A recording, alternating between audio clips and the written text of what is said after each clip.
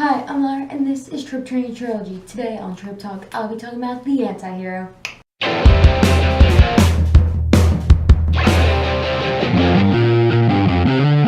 So the definition of the anti-hero has actually evolved over time, so there are many different types, and they are nothing alike. Many people, when they hear the word anti-hero, think of the morally gray badass, who is a type of anti-hero, along with the incompetent coward, who generally nothing alike. To give you the most general definition of the anti-hero that encompasses all the types of anti-heroes, a character or protagonist who has attributes opposite of those of the traditional hero. Now that is a pretty broad definition. However, there are some more commonalities between the different types of anti-heroes. One is the anti-hero tends to occur in settings that are pretty crappy and lack black and white morality, and you would not want to live there. Two is, compared to the classic hero, they tend to be less moral, or at least more cynical, and they always have character flaws, which, I mean, your traditional hero should have character flaws too if it's written well,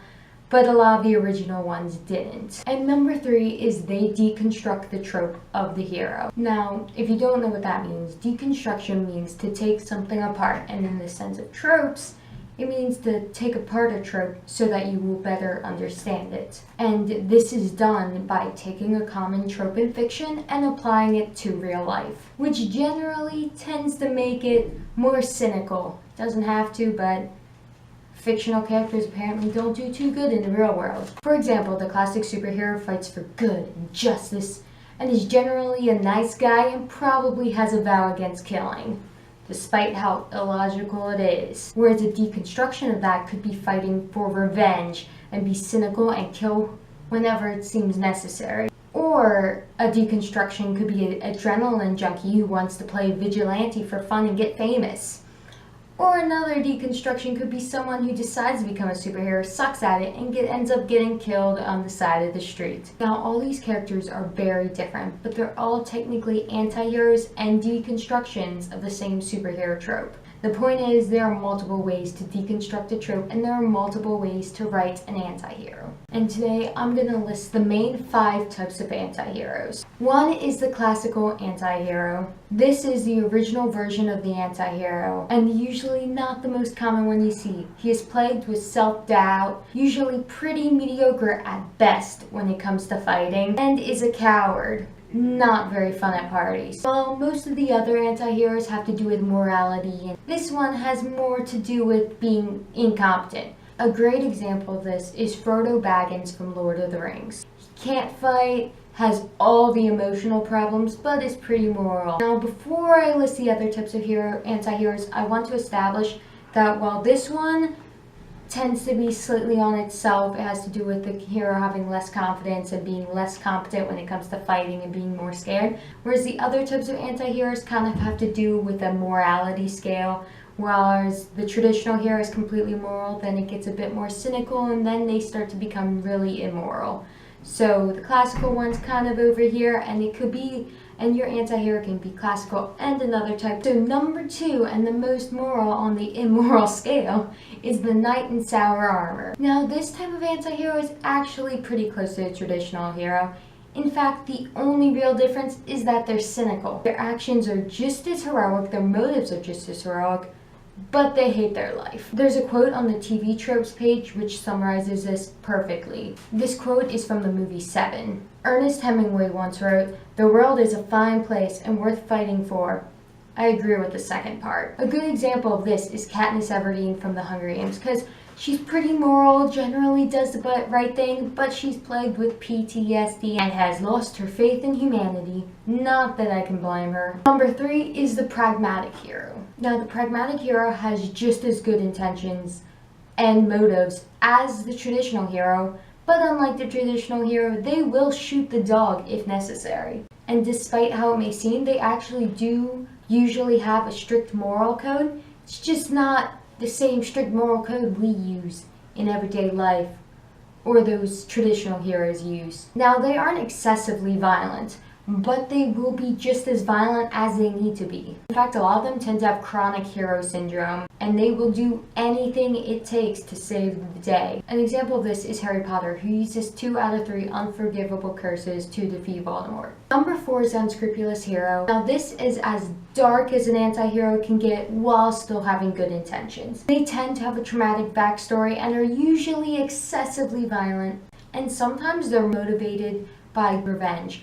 However, their main motivation tends not to be selfish. A good example of this is Rorschach from Watchmen. He's lost all his faith in humanity, is pretty psychotic, but he still fights for at least his version of justice. Number 5, the last and certainly the most immoral, is the Nominal Hero. In fact, you can barely call this person a hero. The only reason they are a hero is because there's someone worse in the story and they happen to be on the opposite side of them. Now, their motives tend to be selfish and amoral, but since they're on the good guy side, they get to be called a hero. Pretty obvious example of this is Deadpool. Now, in some versions, he's more heroic than others, but if you actually go off the movie, which in fact he's slightly more moral in the movie than he is in the comics, but his motivation in the movie is to be good looking again, so his girlfriend won't dump him.